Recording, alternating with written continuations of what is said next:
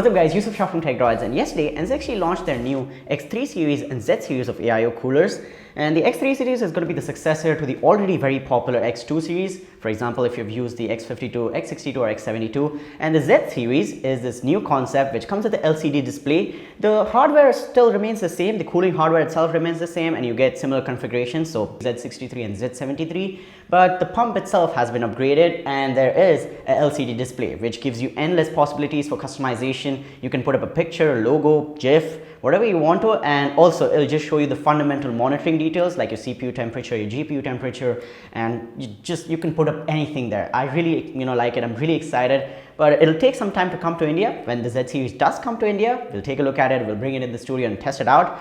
But hey, today we have the X3 series to look at, particularly the X52. This is their entry-level 240mm liquid cooler that comes with 220mm fans and a 240mm radiator. And yeah, let's take a look at it and let's find out what's actually improved, what's new. And the X2 series, in my opinion, was already really nice and I didn't have any major complaints. I've tested it out and I've been using NZXT coolers for a long time now. So we've been checking out the Kraken M22 in my secondary PC, as well as the Kraken X72, which was in my main rig. So this is their higher end previous generation 360mm liquid coolers. So this was in my main rig and these were really quiet, did the job really nicely in keeping the temperatures down. Let's find out how does the X3 series improve upon the previous generation. And in all honesty, NZXT did send out the X53 cooler as well as the H510 Elite for review and the case to build the PC and test it out, but that does not influence my opinion in any ways. So in this video, let's talk about what's new with the X53 series. Let's get started. Alright, before we get to anything, here's an unboxing.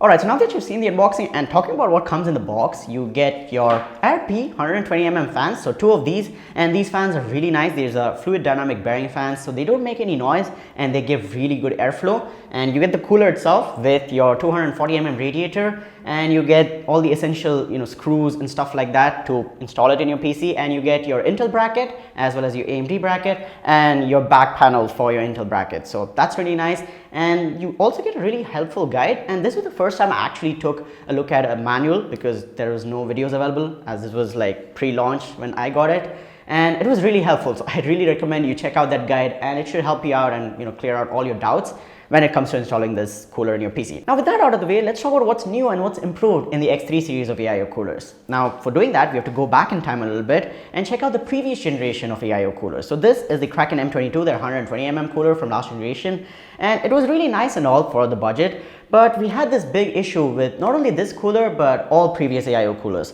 Now, if you had an NZXT case and stuff like that, it would be all right. But if you had a weird case, or if you mounted the cooler in a weird position, the logo itself would not be upright and straight. It would be maybe 90 degrees or 180 degrees tilted, and nobody wants that. And there was no way you could rotate that, and you had to just live with that. But with the new X3 series of coolers, they finally listened to our complaints and they fixed it. So the cap of the pump itself is now rotatable and 360 degree rotatable. So you have 12 stops. So at every 30 degree there is hard stepping, there's a lock, so you can rotate it, and yeah, at every 30 degrees there's going to be a stop. But in my opinion, this is a very welcome change, and it allows you to, basically place the cooler in whatever configuration you want and still have that logo light up in upright position. Talking about other aesthetic changes to the pump itself or the LED lighting, the RGB infinity mirror lighting effect that we all love has been improved. Now it's 10% bigger. So the LED ring itself is 10% bigger. It gives you a more immersive effect of that, infinity ring, and it just feels like the infinity ring is just traveling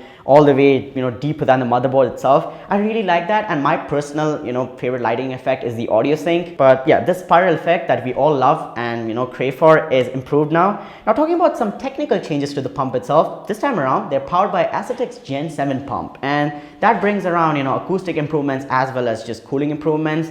And yeah, we'll talk about that in a bit because that is the major change. But other than that, the radiator and the tubing itself remains the same. So you get that, again, braided, flexible tubing that we love. It's reinforced in the X3 series. It's 400 millimeters now, and the radiator itself is going to be 27 millimeters thick, and it's aluminum, and no complaints there. It's really nice.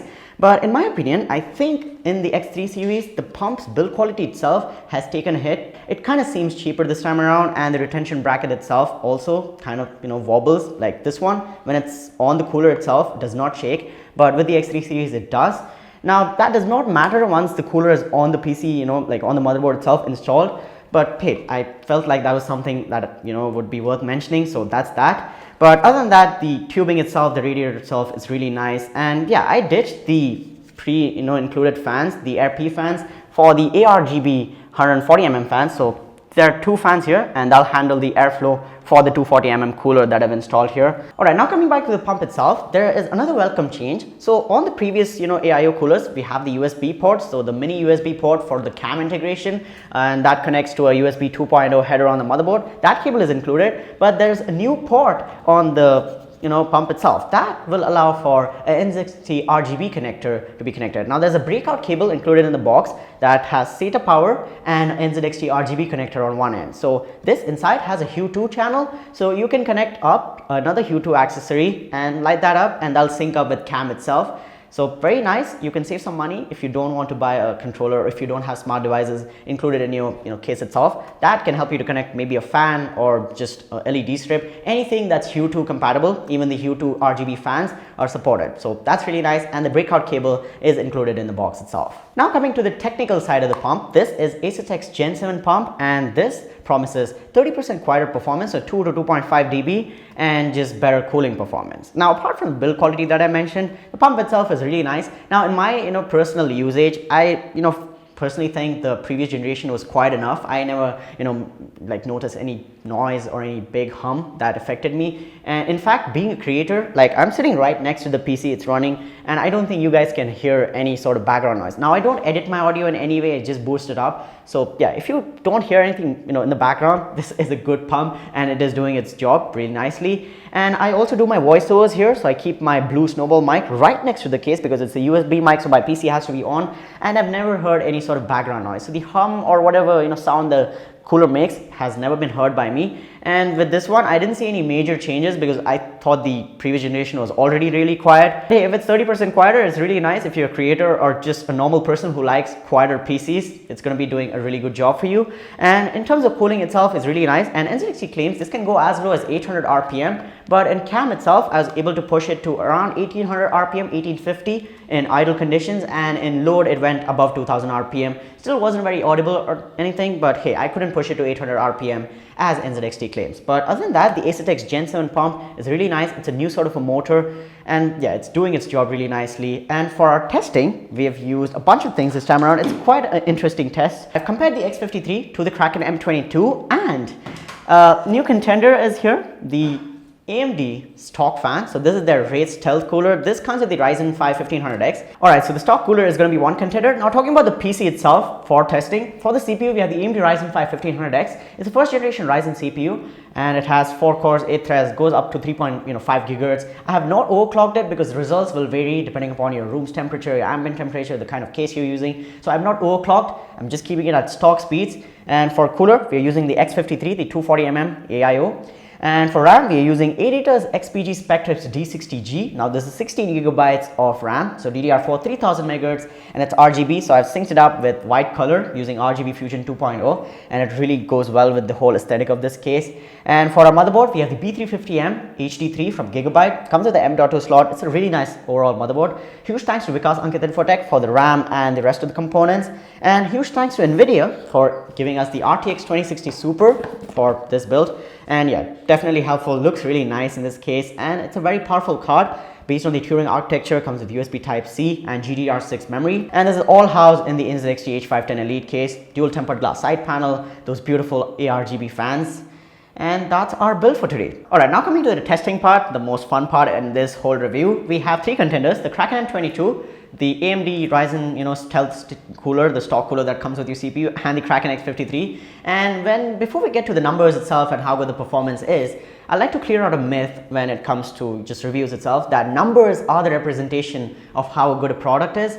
But when it comes to cooling, that's definitely not true, at least in my opinion. And here's my take at it. When it comes to cooling, it's about efficiency as well as consistency. How efficient is the temperature and how consistent it is. Like, let's say a cooler keeps a CPU at X temperature. How long can it keep it at that temperature, and how much of load can it handle before increasing the temperature? So that's efficiency and consistency explained to you guys in a simple method. Coming to our testing scenarios, I put a bunch of workloads, variable workloads, different types of workloads on these three coolers, and I started off with Cinebench on the stock cooler and the X53. Cinebench is CPU benchmark, pushes the CPU and uses it for rendering and stuff like that, and gives you a numerical representation of the CPU score. And while doing that, I was doing the hardware monitoring, and in the stock cooler, the temperature went up really quickly as soon as the test started, and it was hovering around 65 to 70 degrees Celsius, and sometimes it was at 63 degrees Celsius.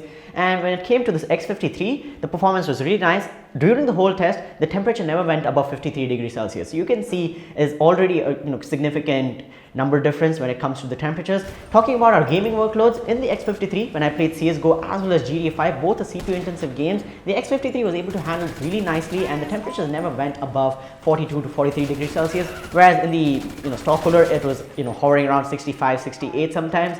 The temperature starts very low in the stock cooler, but as soon as you start putting load on it, it increases really rapidly. So that also matters, the rate at which the temperature increases when you start putting load. Whereas with the X53, the temperature increase is there, but it's very slow and it's very gradual. It goes like 1 degree at a few minutes, and depending upon your load. So the X53 was really nice and quiet in gaming as well, kept the temperature in CSGO and GTA 5 again below 45 degrees Celsius. And the Kraken M22 was also very similar. It has marginal differences between the X53. Talking about our extreme stress test, the fun part, the stock cooler was actually garbage there. Like, it started at 37 to 40 degrees Celsius and went up to 81 degrees Celsius at one point after 10 minutes, and I had to stop it. And the rate at which increases as soon as you start the test is also very fast, like 15 seconds, and it was already at 68 degrees Celsius, as you can see in the screen recording. I've used NVIDIA Shadowplay, by the way. When it came to the Kraken X53, the temperature was definitely increasing. The CPU was definitely getting hot, but the increase was very slow. Like, the rate at which the temperature was increasing was very slow, and it was able to keep at a stable temperature even at 100% load. Even after 10 minutes, the temperature was very respectable for that kind of scenario.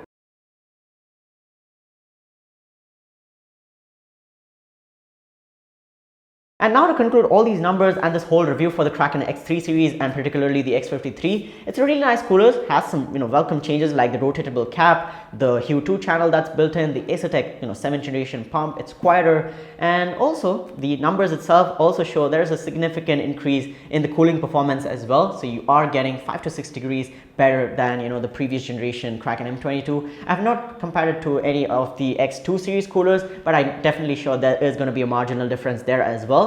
So yes, if you're planning to buy a cooler right now, I definitely recommend going with the Kraken X3 series. Depending upon your configuration, you can go for 240, 280 or even 360 mm, and depending upon your CPU and what kind of load you put on this. It's a must buy if you want the rotatable cap and the Hue 2 channel, if you don't want a tilted NZXT logo. So that's that. Also, now coming to a big part of the NZXT ecosystem, and that's NZXT CAM. And CAM has come a long way in terms of design and functionality. The software looks more cleaner, more intuitive now compared to what it was originally. People didn't like it. Now I do like it. The design is really nice. It's neatly laid out. All the categories and all the numbers are very neatly laid out and easy to understand. you can see your PC specs and monitor all the temperatures and the usages. It'll show you what apps are taking the most CPU percentage or memory percentage or GPU load. And you can also do overclocking. You can also change fan speed and stuff like that. And basically the best part is the lighting effect. So you can control your whole PC if you have an NZXT Smart Devices controller or a Hue 2 controller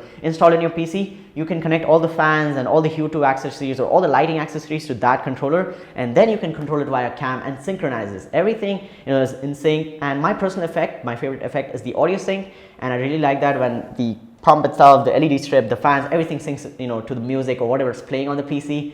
And there's other good effects like NZXT's Spectrum White and also the red alert. There's a bunch of effects, the covering marquee. You can choose whatever you like. You can also make your own effects and choose whatever happens on the PC. So you can customize the colors and the effect and the speed at which things happen inside it. So cam has come a long way. I'll leave a link to download cam in the description down below as well. And that's about it for this video, guys. I hope you enjoyed. I hope this video is helpful and it can help you buy this cooler if you're planning to get a liquid cooler from NZXT. And let me know in the comments down below what you think about the video or the X3 series, the Z3 series, whatever you want to talk about in the comment section. I'll be there replying to you guys. Huge thanks to Nvidia and NZXT and all the brands that have helped, and also Vikas from Ankit Infotech that provided some parts for this build. You can check them out in the description down below. Thanks so much for watching. Subscribe to the channel, give this video a massive thumbs up, and I'll talk to you guys in the next one. Peace out.